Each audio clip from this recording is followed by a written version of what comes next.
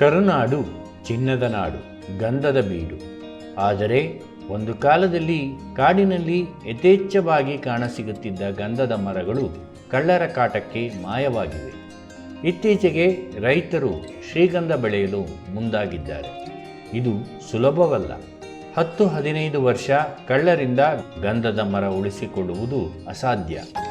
ಇಂಥದ್ರಲ್ಲಿ ಶಿವಮೊಗ್ಗದ ರೈತರಾದ ಶ್ರೀಯುತ ಲೋಕೇಶ್ವರ ಅವರು 21 ಎಕರೆಯಲ್ಲಿ ಶ್ರೀಗಂಧ ಬೆಳೆದು ಯಶಸ್ಸು ಕಂಡಿದ್ದಾರೆ. ಇದು ಶ್ರೀಗಂಧ ಬೆಳೆಯಲು ಹೊರಟಿರುವ ಇತರ ರೈತರಿಗೆ ಮಾದರಿ. ಈ ಯಶೋಗಾಥೆಯನ್ನು ಅವರ ಮಾತಲ್ಲೇ ಕೇಳೋಣ. ನನ್ನ 16ನೇ ವಯಸ್ಸಿನಲ್ಲಿ ನಾನು ಈ ಭೂಮಿ ಮಣ್ಣಿನ ವ್ಯವಸಾಯಕ್ಕೆ ಬಂದದ್ದು. ಕಾರಣ ನಮ್ಮ ತಂದೆಯವರ ಮೂಲಂತ ವ್ಯಾಪಾರಸ್ಥರು. ಈ ಒಂದು ಟೆನೆಂಟ್ ಆಕ್ಟ್ ಪ್ರಕಾರ ನಮ್ಮ 24 ಎಕರೆ ಜಮೀನನ್ನು ಬಿಡಿಸಿಕೊಂಡು ನಾವು ವ್ಯವಸಾಯ ಪ್ರಾರಂಭಿಸಿದೆವು. ನಾವು ಭತ್ತ ಬೆಳೀತಾಯಿದ್ವು. 3 ಜೊತೆ ಎತ್ತಿಟ್ಟು ಶಿಕಾರಿಪುರದಿಂದ ಗೊದ್ದನಕೊಪ್ಪ, ಅಂಬಾರಗೊಪ್ಪ, ಚನ್ನಹಳ್ಳಿ ಗ್ರಾಮದಲ್ಲಿ ಶುರುವಾಯಿತು ನಮ್ಮ ವ್ಯವಸಾಯ. 1971-72ರಿಂದ 76ನೇ ಇಸ್ವಿಗೆ ನಾನು ಎಕರೆಗೆ 52 ಕ್ವಿಂಟಲ್ ಜಯ ಭತ್ತ ಬೆಳೆದು ಇತಿಹಾಸ ಮಾಡಿದೆ. ನಮ್ಮ ತಂದೆ ಕಾಲವಾದ ನಂತರ ನನ್ನ 2 ಜನ ತಂಗಿದವರು ಮದುವೆ ಮಾಡಿ ನನ್ನ ತಮ್ಮಗಳಿಗೆಲ್ಲ ಅದೆಲ್ಲ ಅವರಿಗೆ ಬಿಟ್ಟುಕೊಟ್ಟು ನನ್ನ ಪ್ರಯಾಣ ಶಿವಮೊಗ್ಗದೆಡೆಗೆ ಸಾಗಿತು. ನಾನು ಇಲ್ಲಿ ಹಾನಗಲ್ ಗಿಡ್ಡ ಬಾರ್ಡ್ರಸ್ ಕೇರಳಕ್ಕೆ ಸಪ್ಲೈ ಮಾಡ್ತಾ ಅಕ್ಕಿ ವ್ಯಾಪಾರದಿಂದ ಶುರುವಾದ ಬಿಸ್ನೆಸ್ಸು 1997-98ರಲ್ಲಿ ಮತ್ತೆ ಪುನಃ ವ್ಯವಸಾಯಕ್ಕೆ ಪ್ರವೇಶ ಮಾಡಿದೆ. ಸುತ್ತಕೋಟೆ ಗ್ರಾಮದಲ್ಲಿ 12 ಎಕರೆ ಜಮೀನನ್ನು ಕೊಂಡು 3-4 ಬೋರ್ಗಳನ್ನು ಹೊಡೆಸಿ ಒಳ್ಳೆ ಬುಕ್ಕಾಂಬುದಿ ಸಸಿಗಳನ್ನು ತಂದು ಡ್ರಿಪ್ ಮಾಡಿ ಅಡಿಕೆ ತೋಟವನ್ನು ನೆಟ್ಟು ಸಾಗುವಳಿ ಮಾಡಿದೆ. ಅದರಲ್ಲಿ 9 ಅಡಿ ದಾಯದ ಮಧ್ಯ ನಾನು ನುಗ್ಗೆ ಬಾಳೆವನ್ನು ಹಾಕಿದೆ. ಆ ನುಗ್ಗೆ ಬಾಳೆ ತುಂಬ ಚೆನ್ನಾಗಿ ಬಂತು. ನುಗ್ಗೆ 11 ತಿಂಗಳಿಗೆ ಶುರುವಾಗಿದ್ದು ನನಗೆ ಪ್ರತಿ ವಾರ ಒಂದು ಟ್ಯಾಕ್ಟರ್ ಲೋಡ್ ನುಗ್ಗೆಕಾಯಿ ಸಿಗ್ಲಿಕ್ಕೆ ಸ್ಟಾರ್ಟ್ ಆಯಿತು. ಅಲ್ಲಿಂದ ಪ್ರಯಾಣ ಸಾಗಿ ನಂದು 2006ನೇ ಇಸ್ವಿಲಿ ನನಗೆ ಈ ಶ್ರೀಗಂಧದ ಬಗ್ಗೆ ಒಂದು ಪ್ರಜಾವಾಣಿ ಪೇಪರ್ನಲ್ಲಿ ಆರ್ಟಿಕಲ್ ಓದಿದೆ. ಜಯರಾಮ್ ಶರ್ಮಾ ಅಂತ ಉಡುಪಿಯವರು ಅವರು ಒಂದು ಆರ್ಟಿಕಲ್ಲು ಶ್ರೀಗಂಧದಲ್ಲಿ 99% ಗಂಧ ನಸಿ ಆಗಿದೆ ಅನ್ನೋ ಓದ್ಬಿಟ್ಟು ನಾನು ವ್ಯವಸಾಯ ಮಾಡ್ತಾ 3 ಕಿಲೋಮೀಟ್ರ್ನಲ್ಲಿ ಚಂದ್ರಕಲಾ ಫಾರೆಸ್ಟು. ಆ ಚಂದ್ರಕಲಾ ಫಾರೆಸ್ಟ್ನಲ್ಲಿ ಎಷ್ಟು ಗಂಧಿತ್ತು ಅಂದರೆ ಕಾಡಿನಲ್ಲಿ 25-30% ಗಂಧನೇ ಇತ್ತು.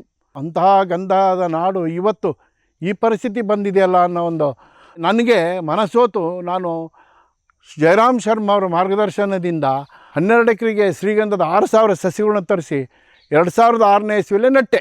ಹನಿ ನೀರಾವರಿ ಮಾಡಿಬಿಟ್ಟು ಅದಕ್ಕೆ ಟೈಕೋಟರ್ಮ, ಸೋಡಾಮಸು, ಬೇವಿನ ಹಿಂಡಿ ಇವೆಲ್ಲ ಫಂಗಸ್ ಯಾವುವು ಅಟ್ಯಾಕ್ ಆಗದಂಗೆ ಉತ್ತಮ ಒಂದು ಬೆಳೆಯನ್ನು ಬೆಳೆದೆ.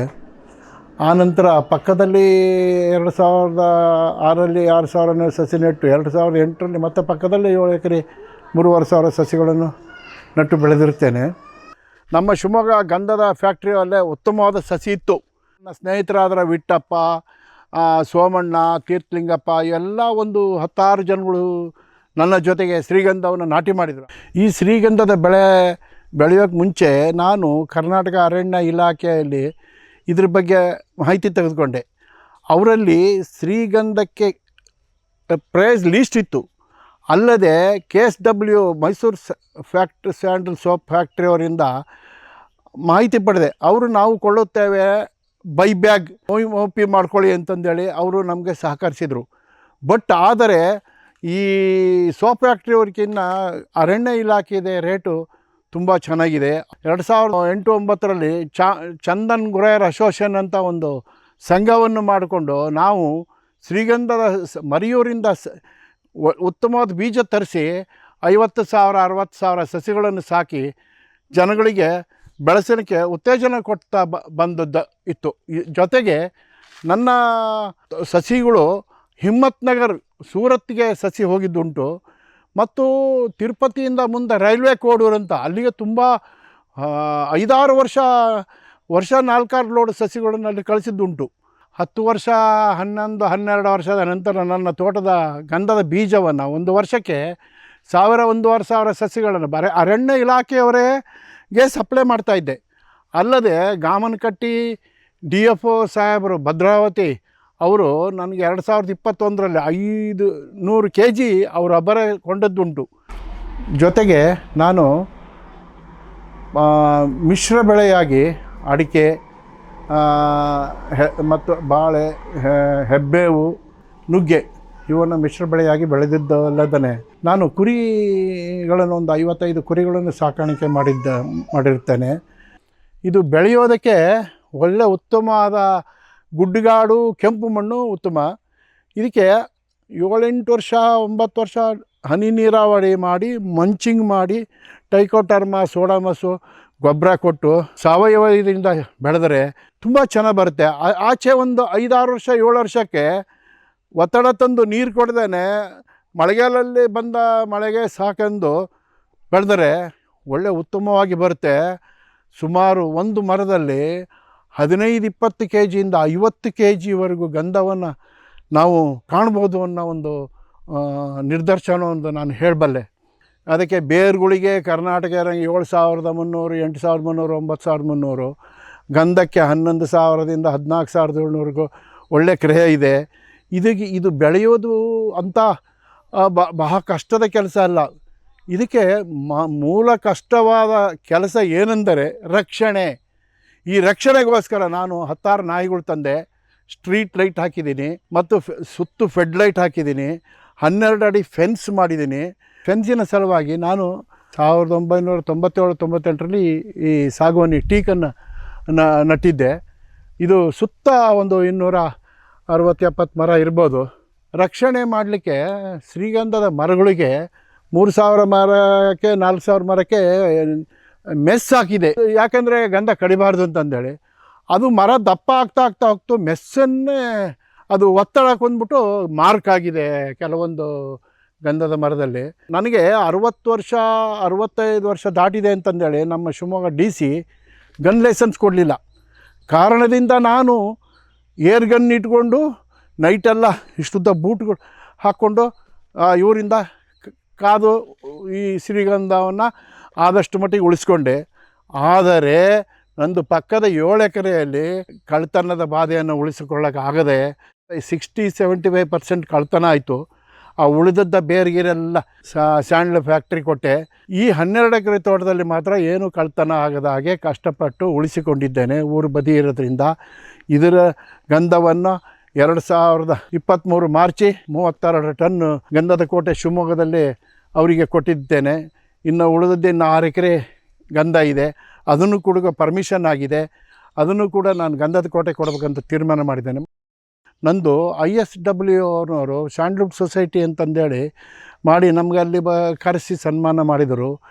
ಸಿರ್ಸಿ ಕದಂಬ ಟ್ರಸ್ಟ್ನವರು ಕರೆಸಿ ಒಂದು ಶ್ರೀಗಂಧ ಬೆಳೆ ಬಗ್ಗೆ ಅನುಭವನ ಕೇಳಿದರು. ಅಲ್ಲಿ ಏನಾಯಿತು ಅಂದರೆ ನನಗೆ ಜನ ತುಂಬ ಮುಗಿಬಿದ್ದರು.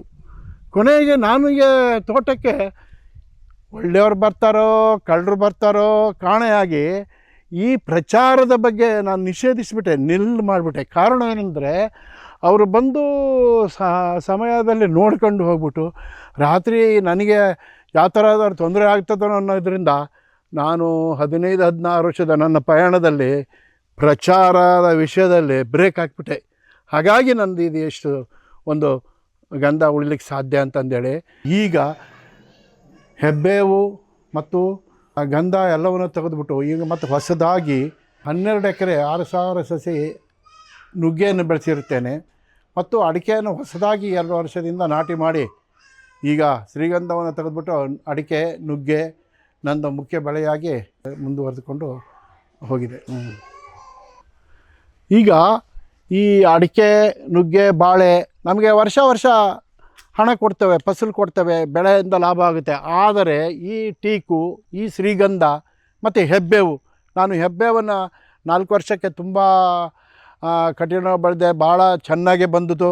ತುಂಬ ದಪ್ಪ ಬಂದು ಫ್ಯಾಕ್ಟ್ರಿಯವರೇ ಕೂಡ ನನಗೆ ಈ ಥರದ ವುಡ್ಡು ನಮಗೆ ಸಿಗಲಿಲ್ಲ ಸರ್ ಅಂತಂದೇಳಿ ಮಾರ್ಕೆಟ್ನಲ್ಲಿ 4500 4600 ಇದ್ದರೆ ನನ್ನದನ್ನು 6000 ರೂಪಾಯಿ ಟನ್ನಂಗೆ ತೆಗೆದುಕೊಂಡು ಹೋದರು. ಈ ಶ್ರೀಗಂಧ ಬೆಳೀಲಿಕ್ಕೆ ಸರ್ಕಾರದಿಂದ ಏನು ಪರ್ಮಿಂಟು ಇದ್ಯಾವುದು ಪಡಿಬೇಕಾಗಿಲ್ಲ. ಯಾರಾದರೂ ಬೆಳಿಬೋದು.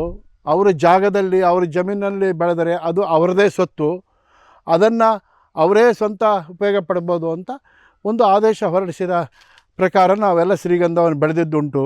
ಅಲ್ಲದೆ ಈ ಶ್ರೀಗಂಧ ಕಟಿಂಗ್ ಮಾಡುವಾಗ ಸರ್ಕಾರದ ಪರ್ಮಿಷನ್ ಬೇಕೇ ಬೇಕು. ಅರಣ್ಯ ಇಲಾಖೆಯವರು ನಮ್ಮ ತೋಟದ ಪ್ರತಿಯೊಂದು ಮರದ ಉದ್ದ, ದಪ್ಪ, ಅಗಲವನ್ನು ರೆಕಾರ್ಡ್ ಮಾಡಿಕೊಂಡು DFO ಕೊಡ್ತಾರೆ. DFO ಅದನ್ನು ಬಂದು ನೋಡಿ ಅವರ ಪರ್ಮಿಷನ್ ಕೊಡ್ತಾರೆ. ಪರ್ಮಿಷನ್ ಕೊಟ್ಟ ಮೇಲೆ ಅದನ್ನು ಕಟಿಂಗ್ ಆರ್ಡ್ರ್ ತೆಗೆದುಕೊಂಡು ಬಂದು ಕಟಿಂಗನ್ನು ಫಾರೆಸ್ಟ್ ಇಲಾಖೆಯವರ ಎದುರುಗಡೆ ಕಟಿಂಗ್ ಮಾಡಿಸಿ ಮತ್ತೆ ಅದನ್ನು ವೆಯ್ಟ್ ಮಾಡ್ತಾರೆ. ತೂಕ, ದಪ್ಪ, ಉದ್ದ ಪ್ರತಿಯೊಂದು ಪೀಸನ್ನು ಇದು ಮಾಡಿಬಿಟ್ಟು ಅದನ್ನು ಸಾಗಾಣಿಕೆಗೆ 18ನೇ ನಂಬರ್ ಫಾರಮನ್ನು ಕೊಡ್ತಾರೆ. ಆ ಫಾರಮಿನ ಸಮೇತ ಅದನ್ನು ಲಿಫ್ಟ್ ಮಾಡುವಾಗ ಫಾರೆಸ್ಟ್ ಜೊತೆಯಲ್ಲೇ ಆ ವೆಹಿಕಲ್ನಲ್ಲಿ ಬಂದು ಇಳಿಸುವ ಜಾಗದವರೆಗೂ ಅವ್ರದ್ದೇ ರಿಸ್ಕ್ ಇರುತ್ತದೆ. ಇಷ್ಟೆಲ್ಲ ಈ ಶ್ರೀಗಂಧಕ್ಕೆ ರಿಸ್ಕ್ ಉಂಟು. ಮುಂದೆ ಈ ಶ್ರೀಗಂಧವನ್ನು ಯಾರದು ಅವ್ರು ಎಲ್ಲಾದರೂ ಮಾರ್ಕೊಬೋದು ಜಾಗದಲ್ಲಿ ಅವರೇ ಸ್ವಂತ ಬೆಳೆ ಅದಂತಂದೇಳಿ ಆರ್ಡ್ರ್ ಬರುತ್ತೆ ಅಂದಿದ್ದಾರೆ. ಅದು ಇನ್ನೂ ಯಾವ ಬರುತ್ತೋ ಅದ್ರ ಬಗ್ಗೆ ನಮಗೆ ಮಾಹಿತಿ ಇಲ್ಲ. ಮತ್ತೊಂದು ಆ ಉಳಿದ ಬೇರನ್ನು ಸತೆ 10 ಸಾರಿ ಫಾರೆಸ್ಟ್ ಡಿಪಾರ್ಟ್ಮೆಂಟ್ನವರು ಅಲ್ಲಿ ಅಳೆದು ಅದು ಕೀಳಿಸಿ ಅದನ್ನು ತೂಕ ಮಾಡಿಸಿ ವೆಯ್ಟ್ ಮಾಡಿಸಿ ಎಲ್ಲದನ್ನು ಆ ಪ್ರೋಸೆಸ್ಸಿಂಗ್ ಮಾಡುವುದರೊಳಗೆ ತುಂಬ ಶ್ರಮ ಉಂಟು. ಇದು ಹೆಚ್ಚಾಗಿ ನಮ್ಮ ಕರ್ನಾಟಕದಲ್ಲಿ ಸ್ಯಾಂಡ್ಲ್ವುಡ್ ಫ್ಯಾಕ್ಟ್ರಿ, ಸೋಪ್ ಫ್ಯಾಕ್ಟ್ರಿ ಅವರಿಗೆ ಮೂಲ ಖರೀದಿ ಉಂಟು. ಅವರು ಬಿಟ್ಟರೆ ಮತ್ತು ಇಲ್ಲಿ ಯಾರು ಇದನ್ನು ಖರೀದಿದಾರಿಲ್ಲ. ಇದನ್ನು ತೆಗೆದುಕೊಳ್ಳೋರು KSDL ಅವರು ಹೊರತಾಗಿ ನಮ್ಮ ಕರ್ನಾಟಕ ಅರಣ್ಯ ಇಲಾಖೆ. ಇದು ಮೈಸೂರಿನಲ್ಲೊಂದು ಗಂಧದ ಕೋಟೆ ಇದೆ, ಶಿವಮೊಗ್ಗದಲ್ಲೊಂದು ಗಂಧದ ಕೋಟೆ ಇದೆ, ಧಾರವಾಡದಲ್ಲೊಂದು ಗಂಧದ ಕೋಟೆ. ಈ 3 ಗಂಧದ ಕೋಟೆಯಲ್ಲಿ ಅವರು ತೆಗೆದುಕೊಳ್ಳುತ್ತಾರೆ. ಇದನ್ನು ಡ್ರೆಸ್ಸಿಂಗ್ ಮಾಡ್ತಾರೆ. ಬೇರಿಗೆ ಬದಲಾವಣೆ ರೇಟು, ಚೇಗಿಗೆ ಬೇರೆ ರೇಟು. ಹೀಗೆ ಬೇರೆಂದರೆ ಅದು ಅವ್ರದ್ದು ಲೀಸ್ಟ್ ಇದೆ. ಅದನ್ನು ನೋಡಿದರೆ ನಿಮಗೆ ಪಕ್ಕ ಗೊತ್ತಾಗುತ್ತದೆ. ಬೇರಿಗೆ 7,000 ಚಿಲ್ಲರೆ, 8,000 ಚಿಲ್ಲರೆ, 9,000 ಚಿಲ್ಲರೆ. ಚೇಗಿಗೆ 10,500ದಿಂದ 14,700ವರೆಗೂ ಒಳ್ಳೆ ಬೆಲೆ ಇದೆ ಅಂತ ನಾನು ಇದನ್ನು ಅನುಭವ ಪಟ್ಟಿದ್ದೇನೆ. ಇದಕ್ಕೆ ಕರ್ನಾಟಕ ಅರಣ್ಯ ಇಲಾಖೆ ಹೊಸದಾಗಿ ಈ ಚೇಂಬರ್ಸ್ ಆಫ್ ಮಂತ್ರಿಯವರ ಅಸಿಸ್ಟೆಂಟ್ ಆಗಿರ್ತಾರೆ ಮಂಜುನಾಥ್ ಪ್ರಸಾದ್ ಅವರು ಈ ಶ್ರೀಗಂಧ ಬೆಳೆಯೋದಕ್ಕೆ ಸಬ್ಸಿಡಿ ಮತ್ತು ಬೀಜ ತಯಾರು ಮಾಡೋದು, ರೈತರಿಗೆ ಹೆಂಗೆ ಪೋಷಣೆ ಮಾಡೋದು, ಇದ್ರ ಬಗ್ಗೆ ಮೊನ್ನೆ ಅವರು ಇದ್ರ ಬಗ್ಗೆ ಭಾಳ ಸಮೀಕ್ಷೆ ಆಗಿ ಒಂದು ಸಭೆ ಕರೆದು ತೀರ್ಮಾನ ಮಾಡ್ತಾರೆ. ಮುಂದೆ ಈ ಶ್ರೀಗಂಧ ಬೆಳೀಲಿಕ್ಕೆ ಸರ್ಕಾರ ಭಾಳ ಪ್ರೋತ್ಸಾಹ ಕೊಡ್ತದೆ ಅಂತ ನಮ್ಮ ಸ್ನೇಹಿತರಿಂದ ನಮಗೆ ಅನುಭವ ಅದು ತಿಳುವಳಿಕೆ ಬಂತು. ಮತ್ತು ನಾನು ಇಲ್ಲಿಯ ತನಕ ಈ ಶ್ರೀಗಂಧ ಬೆಳೆಗೆ ರಕ್ಷಣೆಗೆ ಯಾವುದಕ್ಕೂ ಈ ಸರ್ಕಾರ ಆಗಲಿ ಬೇರೆಯವರು ಯಾರ ಸಹಕಾರ ಸಪೋರ್ಟ್ ಪಡೆದಿಲ್ಲದೆ ನಾನು ಸ್ವಂತ ಶಕ್ತಿಯಿಂದ ಬೆಳೆದಿರ್ತಕ್ಕಂಥ ಈ ಬೆಳೆಯಾಗಿರುತ್ತೆ. ಅಡಿಕೆ, ನುಗ್ಗೆ, ಬಾಳೆ, ತೆಂಗು ನೋಡಿ ಎಷ್ಟು ಚೆನ್ನಾಗಿ ಬಂದಿದೆ. ಟೀಕ್, ಸಾಗವಾನಿ ಇವೆಲ್ಲ ನನ್ನ ಸ್ವಂತ ಶಕ್ತಿಯಿಂದ ಬೆಳೆದಿದ್ದೀನಿ. ಯಾವ ಸಹಕಾರ, ಯಾವ ಸಬ್ಸಿಡಿ ಹಣಗಳು ಯಾವುದರಲ್ಲೂ ಇವತ್ತು ನಾನು ಅಂಗಲಾಚೆಲ್ಲ ಹೋಗಿಲ್ಲ. ನನ್ನ ಸ್ವಂತ ಶಕ್ತಿಯಿಂದ ನಾನು ಇಲ್ಲಿವರೆಗೂ ಬೆಳೆದು ಇದನ್ನು ನಿರೂಪಿಸಿದ್ದೇನೆ.